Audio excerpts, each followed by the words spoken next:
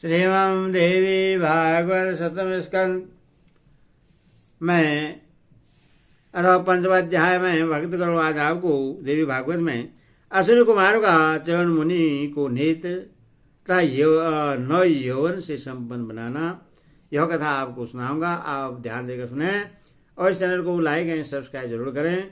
कथा सुनिए। व्यास जी बोले, उन अश्विनी कुमारों की यह बात सुनकर मित्र भाषणी राजपुत्री सुकन्या थर थर कांपने लगी और धैर्य धारण करके उनसे बोली, हे देवताओं, आप दोनों सूर्य पुत्र हैं। आप लोग सर्वथा देवताओं में सम्मान्य हैं।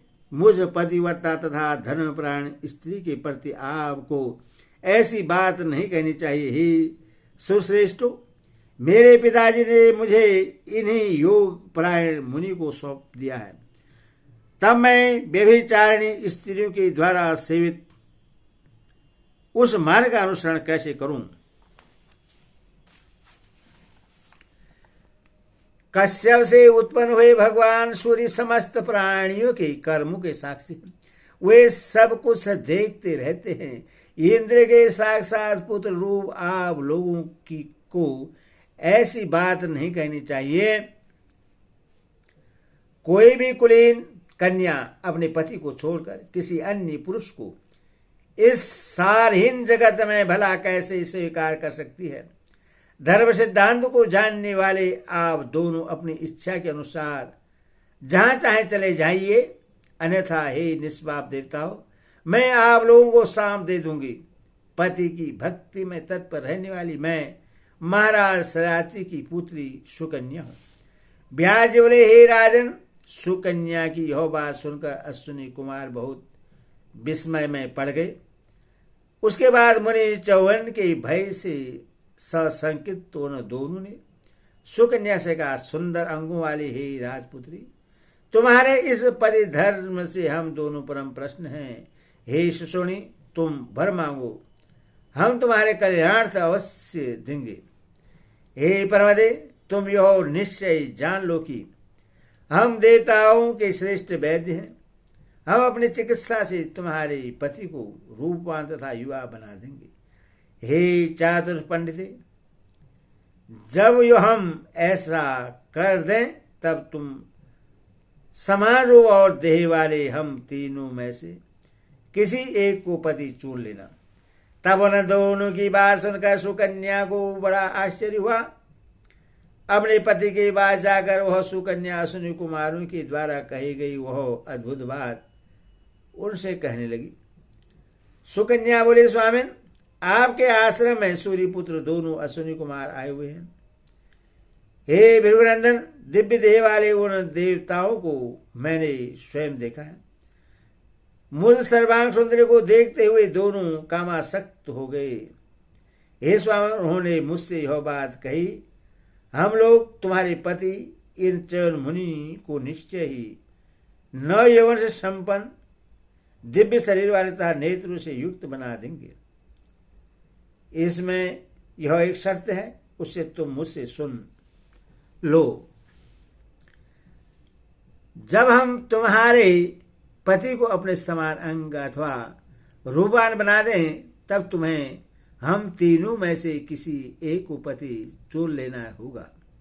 उनकी यह बात सुनकर आपसे इस अद्भुत कार्य के विषय में पूछने के लिए मैं यहां आई हूं। हे साधो, अब आप मुझे बताइए कि इस संकटमय कार्यों में आ जाने पर मुझे क्या करना चाहिए। देवताओं की माया बड़ी दुर्बोध होती है। उन दोनों के इस छद्म को मैं नहीं समझ पा रही हूं। अतः हे सर्वज्ञ, अब आप ही मुझे आदेश दीजिए। आपकी जो इच्छा होगी मैं वही करूंगी।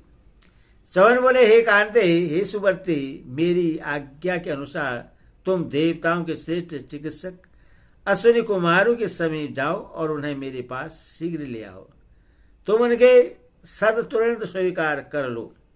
इसमें किसी प्रकार का सोच विचार नहीं करना चाहिए। व्यास बोले, इस प्रकार चौवन मुनि की आज्ञा पा जाने पर वह अश्विनी कुमार के पास जाकर उनसे बोली, हे देवश्रेष्ठ अश्विनी कुमारों, आप लोग प्रतिज्ञा के अनुसार शीघ्र ही कार्य करें। सुकन्या की बात सुनकर वे अश्विनी कुमार वहां आए और राजकुमारी से बोले, तुम्हारे पति इस सरोवर में प्रवेश करें। तब रूप प्राप्ति के लिए च्यवन मुनि शीघ्रतापूर्वक सरोवर में प्रविष्ट हो गए। उसके बाद में दोनों अश्विनी कुमारों ने भी उस उत्तम सरोवर में प्रवेश किया। तदंतर वे तीनों तुरंत ही उस सरोवर से बाहर निकल आए। उन तीनों का शरीर दिव्य था, वे समान रूप वाले थे और एक समान युवा बन गए थे। शरीर के समान सभी अंगों वाले हुए तीनों युवक दिव्य कुंडल तथा आभूषण से शोभित थे। वे सभी एक साथ बोल उठे, हे वर वरणे, हे भद्रे, हे अमनाने, हम लोगों में जिससे तुम चाहती हो उनका पति रूप में वर्ण कर लो। हे वराने, जिसमें तुम्हारी सबसे अधिक प्रीति हो उसे पति रूप में चुन लो। व्यास जी बोले,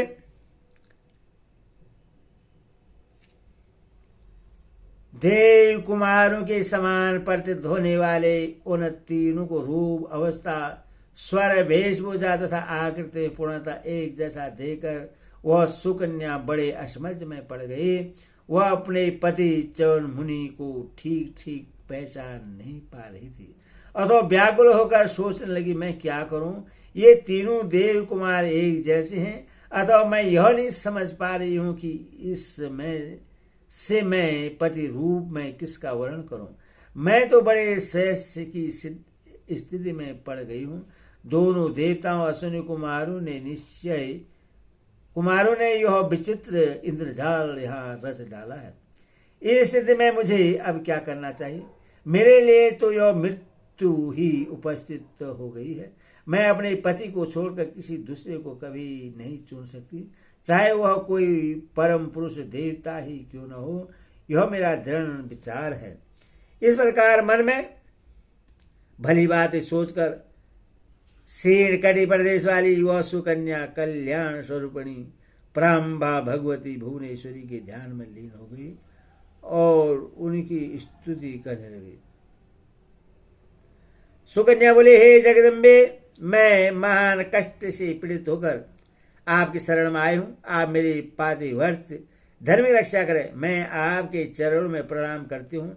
हे पदोद्वये, आपको नमस्कार है। हे शंकर प्रिय, हे देवी, आपको नमस्कार है।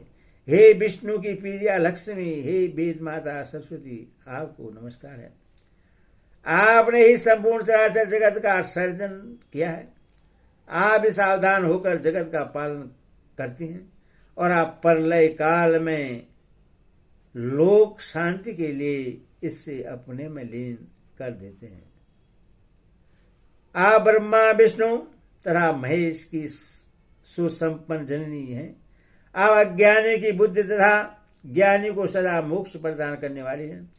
परम पुरुष के लिए प्रिय दर्शन वाली आप आज्ञामय तथा पूर्ण प्रकृति स्वरूपिणी है। आप श्रेष्ठ विचार वाले प्राणियों को भोग तथा मोक्ष प्रदान करती हैं। आप ही अज्ञानियों को दुख देती हैं तथा सात्विक प्राणियों के दुख का साधन भी आप ही हैं। हे माता, आप ही योगी जनों को सिद्धि, विजय तथा कीर्ति भी प्रदान करती हैं।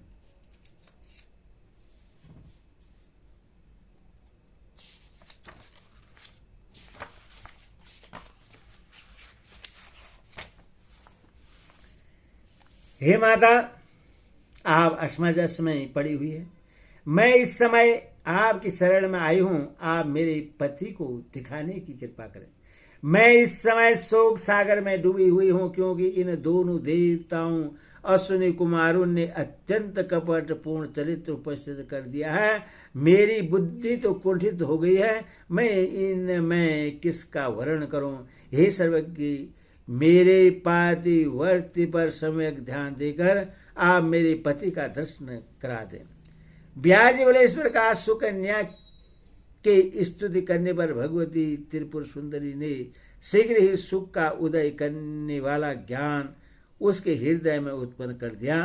तदनंतर अपने पति को यह पा लेने का मन में निश्चय करके साध्वी सुकन्या ने समान रूप तथा अवस्था वाले इन तीनों पर भली भांति दृष्टिपात करके अपने पति का वर्ण कर लिया।